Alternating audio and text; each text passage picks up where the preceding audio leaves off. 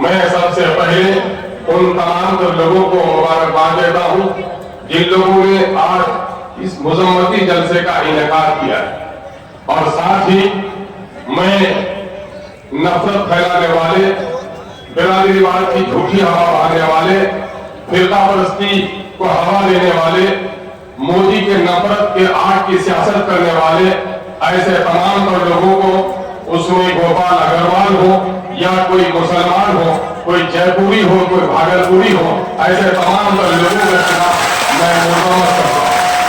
और मैं आज के इस जलसे में लिए गए उन तमाम प्रस्तावों का समर्थन करता हूं जो मुत्तफिका राय से यहाँ पर लिया जाएगा।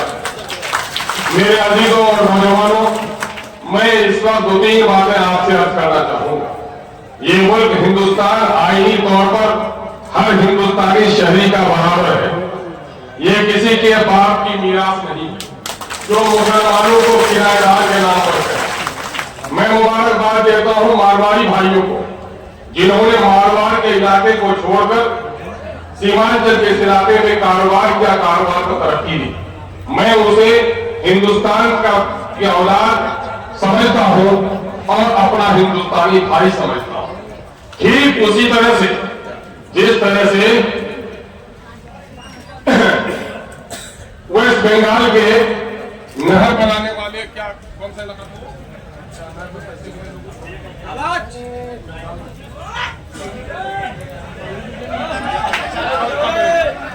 फर्क क्या करे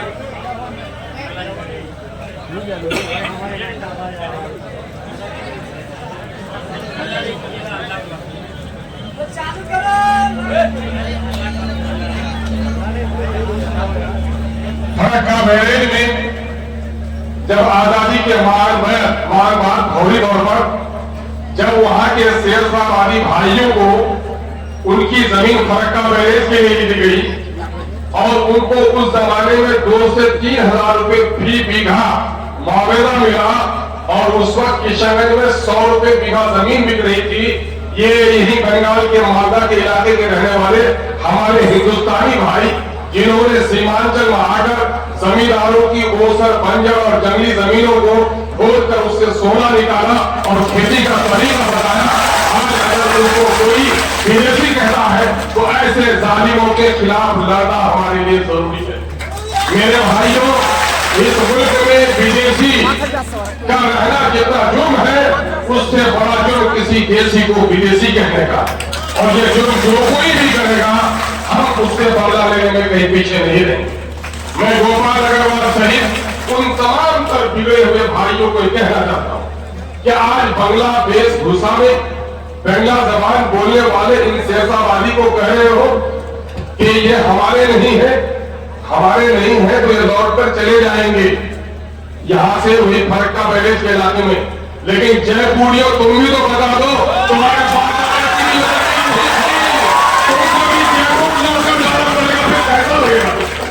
इसलिए नफरत मत फैलाओ, हम मोहब्बत से रहना चाहते हैं। और मैं दावे के साथ कहता हूं, पूरे हिंदुस्तान में मैंने अक्सर कहा है, कश्मीर की रंगीन शाम हो या सुबह बहार हो, कश्मीर खूबसूरत हो फिर दोस्त बदुए जमी हो, लेकिन मैं दावे के साथ कह सकता हूं कि चनार के फूल भी वहां है और नौजवानों के बहते हुए लहू भी वहां है। वहां पर बर्फ की सफेद सिलोटे भी है, लेकिन मरने वालों के सफेद कफन भी है। लेकिन मेरा सीमांचल गरीब हो सकता है, हिंदू और मुसलमानों का जो इतिहाद यहाँ पर है पूरे मुल्क में इसकी कोई नजीर नहीं मिलती है।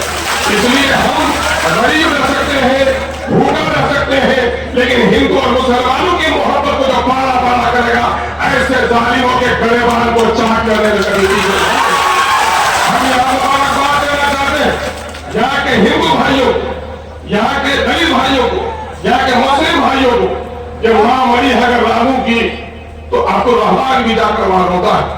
ये अब्दुल रहमान भाजपा वाला नहीं, अब्दुल रहमान का मतलब अब्दुल रहमान। मेरे भाइयों के वहां जाकर होता है, अगर जैद की मां मरी तो रामू भी आकर वहां होता है। मेरे भाइयों, हमारे यहाँ शादी ब्याह हो, हयात हो, मौत हो, चाय की दुकान हो, यूपी से कल एक अखबार वाला पिछले दिनों से सोशल मीडिया का या मीडिया के साथियों जरा गौर से सुनना, सोशल मीडिया का एक नौजवान पिछले 20-25 दिनों से सीमांचल की वादी में भटकता है। मैंने उनसे पूछा कि ये बताओ, सीमांचल में 20-25 दिनों से रह रहे हो तो यहाँ के कुछ तजुर्बात और मुशाहिदात बताओ। कुछ बात उन्होंने बताई। उन्होंने कहा अल्हम्दुलिल्लाह यहाँ उलमा की बड़ी तस्वीर तादाद देखी। मैंने कहा यार मुझे मालूम है। उसने दूसरा जुमला कहा कि मैंने उलमा तो देखा, मुफ्ती अब्दुल जावेद काफी साहब भी थे, लेकिन मुसलमानों की बस्तियों में बेपर्दगी भी देखी, जिस पर मुझे नदामत हुई।